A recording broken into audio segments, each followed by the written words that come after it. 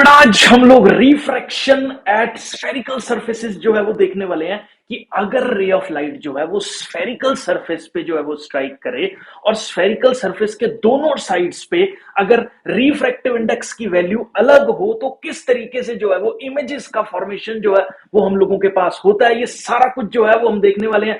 Proofs जो है वो फॉर्मूला का करने वाले हैं। ध्यान से देखिए, सारा लेक्चर नोट कीजिए, पेन कॉपी निकाल लीजिए। चलिए शुरू करते हैं बेटा जी।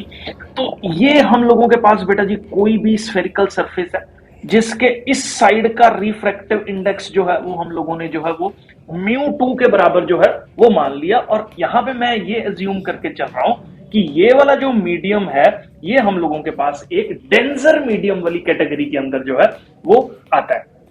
और इस स्फेरिकल सरफेस के जो बाहर है, मतलब अगर मैं यहां पे बात करूं, ये हम लोगों के पास एक स्फेरिकल सरफेसेस की बाउंड्रीज हम लोग यहां पे बना देते हैं। और इस स्फेरिकल सरफेस के बाहर वाला सरफेस जो है जिसको हम लोग जो है वो अपने पास क्या बोल देते हैं, एक रेयरर मीडियम बोल देते हैं। और इस रेयरर मीडियम का जो रिफ्रैक्टिव इंडेक्स है बेटा जी वो हम लोगों के पास μ1 के बराबर है। डेंजर मीडियम का रिफ्रैक्टिव इंडेक्स हम लोगों के पास μ2 के बराबर जो है वो यहां पे हम लोगों के पास गिवन है। आई होप यहां तक जो है वो आपको क्लियर है। अब हम लोगों ने ये जो है वो प्रिंसिपल एक्सिस बना दी।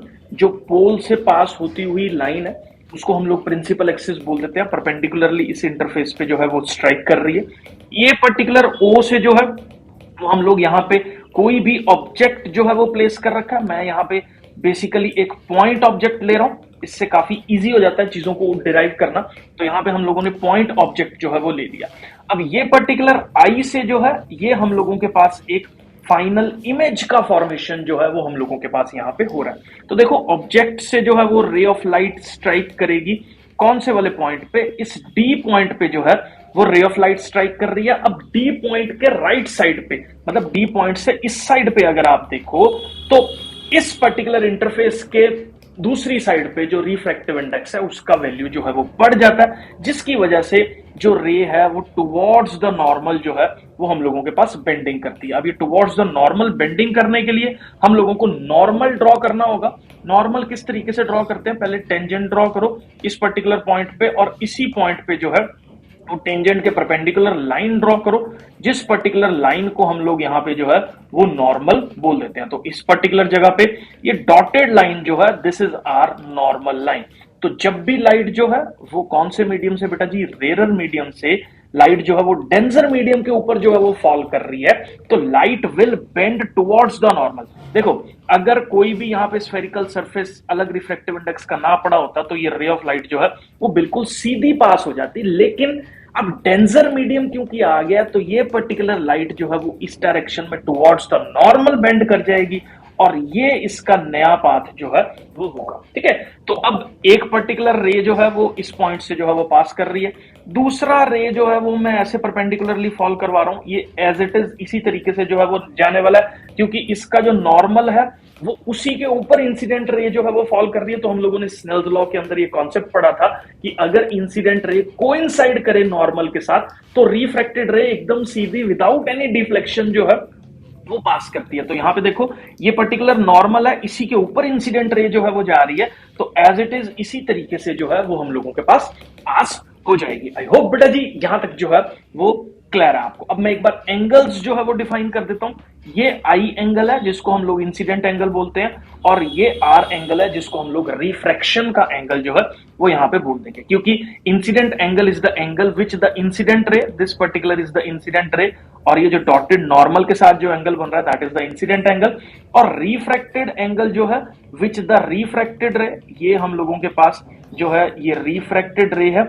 ये रिफ्रैक्टेड रे नॉर्मल के साथ जो एंगल बना रही है उसको हम लोग जो है वो एंगल ऑफ रिफ्रैक्शन जो है वो बोल देते हैं। अब ऑब्जेक्ट से जो रे निकली वो प्रिंसिपल एक्सिस के साथ यहाँ पे अल्फा एंगल जो है वो फॉर्म कर रही है और जो इमेज है वो पॉइंट ऑफ इंसिडेंस से जो है प्रिंसिपल एक्सिस के साथ गामा एंगल का फॉर्मेशन जो है वो यहां पे कर रही है। और नॉर्मल वाली रे जो है, या नॉर्मल जो है, नॉर्मल को रे नहीं बोलते हैं हम लोग, तो नॉर्मल जो है that is making an angle beta with the principal axis. I hope बेटा जी ये सारा का सारा डायग्राम जो है वो आप लोगों को क्लियर हो चुका है। अब हम जो है वो सबसे पहले ट्रायंगल लेंगे ओडीसी। ये पर्टिकुलर ट्राइंगल जो है वो मैं यहां पे टेकअप करने वाला हूं। तो ट्राइंगल हो गया ओडीसी। अब इस पर्टिकुलर ट्राइंगल के अंदर अगर आप लोग थोड़ा सा ध्यान दो बेटा जी, तो इसके अंदर ये एक्सटीरियर एंगल है और ये किसके बराबर होता है, सम ऑफ इंटीरियर ऑपोजिट के बराबर जो है वो होना चाहिए। तो यहां पे अगर मैं बात करूं बेटा जी, तो आई की value which is the exterior angle of the triangle, it is equal to the sum of interior opposite. तो ये अल्फा प्लस बीटा के बराबर जो है वो हम लोगों के पास यहाँ पे हो जाना चाहिए। अब मैं दूसरा ट्राइंगल ले रहा हूं, कौन से वाला, दिस ट्राइंगल DIC। अब यहां पे जो ये एक्सटीरियर एंगल बीटा है that is equal to the sum of interior opposite. तो ये ट्राइंगल हम लोगों के पास बेटा जी कौन सा हमने मार्क किया, ये ट्राइंगल मार्क किया हमने DCI। इस DCI ट्राइंगल में जो ये बीटा है that is equal to R plus gamma के बराबर जो है वो हम लोगों के पास यहाँ पे हो जाएगा। सिंपल प्रॉपर्टी है, एक्सटीरियर एंगल जो है वो सम ऑफ इंटीरियर ऑपोजिट के बराबर जो है वो रहता है। ये रे ऑप्टिक्स के अंदर जितनी भी डेरिवेशंस हैं ये बेसिकली ज्योमेट्री के कॉन्सेप्ट्स जो आपने क्लास 10th तक सीखे हुए हैं उन्हीं को यूज करके जो है वो सारी सॉल्व हो जाती है। तो यहाँ पे देखो इस पर्टिकुलर इक्वेशन की अगर मैं बात करूं, इसको इक्वेशन 1 ले लेते हैं। इस इक्वेशन के अंदर हम लोगों के पास आई की वैल्यू है और यहां से जो है आर की वैल्यू मैं निकाल रहा हूं। आर इज इक्वल टू इस पर्टिकुलर जगह पे जो है आर मेरे पास बीटा माइनस गामा हो जाएगा। तो ये जो है ये मैं इक्वेशन ले रहा हूं, इक्वेशन 2। तो यहां पे देखो बेटा जी हम लोगों के पास आई की वैल्यू जो है वो निकल गई, इस पर्टिकुलर जगह पे जो है वो आर की वैल्यू हम लोगों के पास निकल गई। अब इसके बाद बेटा जी हम लोग सिंपल काम करने वाले हैं, वो क्या, एक स्नेल्स लॉ जो है वो हम लोग लगाएंगे इस पर्टिकुलर इंटरफेस के ऊपर। तो स्नेल्स लॉ हम लोगों के पास क्या बोलता है, sine of i upon sine of r, that is जिस मीडियम में लाइट जा रही है, कौन से मीडियम में लाइट जा रही है, डेंजर मीडियम में लाइट जा रही है जिसका रिफ्रैक्टिव इंडेक्स μ2 के बराबर है। और कहां से जो है वो लाइट आ रही है, रेयर मीडियम से लाइट जो है वो आ रही है जिसका रिफ्रैक्टिव इंडेक्स μ1 के बराबर है। तो यहाँ पे sine i upon sine r जो है वो μ2 बाई μ1 के बराबर जो है वो हम लोगों के पास हो जाएगा। अब यहाँ पे ना देखो फिजिक्स की डेरिवेशंस एजम्पशंस के बिना जो है वो हम लोगों के पास अधूरी है। तो यहाँ पे कौन सा एजम्पशन जो है वो हम लोग टेकअप कर रहे हैं कि ये सारे के सारे एंगल जो है आई हो गया, आर हो गया, अल्फा हो गया, बीटा हो गया, गामा हो गया, ये सारे के सारे बहुत ज्यादा स्मॉल एंगल्स हैं। अब इन स्मॉल एंगल्स के लिए आप अपने दिमाग में एक चीज बिठा लो कि sine i approximately equal to i is approximately equal to tangent i. ये लिमिट्स का कॉन्सेप्ट जो है वो हम लोगों के पास रहेगा कि आई की वैल्यू साइन आई के बराबर और साइन आई की वैल्यू टेन आई के बराबर जो है वो होएगी जब एल आई जो है वो क्या करेगा, जीरो को जो है वो हम लोगों के पास अप्रोच करेगा। सिमिलरली साइन ऑफ आर की value that is approximately equal to r, that is approximately equal to हम लोगों के पास यहाँ पे टेंजेंट आर के बराबर जो है वो हो जाएगा। अब यही पर्टिकुलर कॉन्सेप्ट जो है वो मैं इस पर्टिकुलर इक्वेशन के अंदर जो है वो सब्सटीट्यूट कर रहा हूं। तो साइन आई की जगह लिख रहे हैं i upon r that is equal to यहां पे हो जाएगा μ2 बाय μ1। तो इस पर्टिकुलर वैल्यू को अगर हम सॉल्व करें तो μ1 times i that is equal to μ2 times r के बराबर जो है वो हम लोगों के पास यहाँ पे हो जाएगा। आई होप बेटा जी यहां तक जो है वो क्लियर है। अब आपको कुछ नहीं करना, यहाँ पे जो इक्वेशन 1 और 2 के अंदर आई और आर की वैल्यू जो है वो गिवन है, यही दोनों वैल्यूज जो है इस पर्टिकुलर इक्वेशन में सब्सटीट्यूट कर देनी है।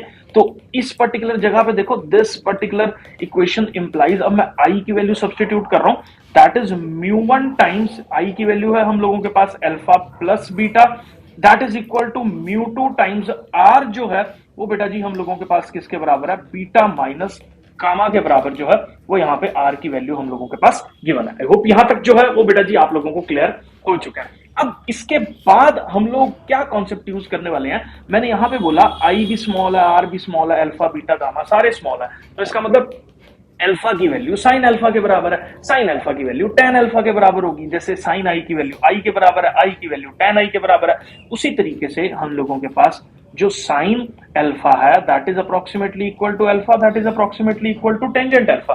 तो ये सारी की सारी इक्वेशन जो है वो इस तरीके से वैलिड है। तो इस पर्टिकुलर जगह पे बेटा जी मैं क्या वैल्यू सब्सटीट्यूट कर रहा हूं, μ1 इंटू में अल्फा को हम लोग स्मॉल एंगल्स के लिए टेंजेंट अल्फा लिख सकते हैं, प्लस साथ में बीटा को हम लोग स्मॉल एंगल्स के लिए टेंजेंट बीटा जो है वो हम लोग यहां पे लिख सकते हैं that is equal to μ2 times tangent यहाँ पे जो है वो हम लोगों के पास बीटा हो जाएगा, माइनस हम लोगों के पास जो है ये किसके बराबर हो जाएगी वैल्यू, टेंजेंट ऑफ गामा के बराबर जो है ये पर्टिकुलर वैल्यू हम लोगों के पास हो जाएगी। अब ये tan alpha, tan beta, tan gamma, इन सारी वैल्यूज को अपने को जो है वो सब्स्टिट्यूट करना पड़ेगा। तो मैं इस पर्टिकुलर जगह पे जो है वो ये सारी वैल्यूज आपके सामने जो है वो निकाल देता हूं। सबसे पहले बेटा जी मैं वैल्यू निकाल रहा हूं यहाँ पे टेंजेंट ऑफ अल्फा की। तो टेंजेंट अल्फा एन जो है वो परपेंडिकुलर अपॉन हाइपोटेन्यूज के बराबर होता है। तो ये परपेंडिकुलर यहां से जो है वो ड्रॉ हो गया, और जिसको मैं जो है वो क्या बोल रहा हूं, पी डैश बोल रहा हूं। अब यहाँ पे एक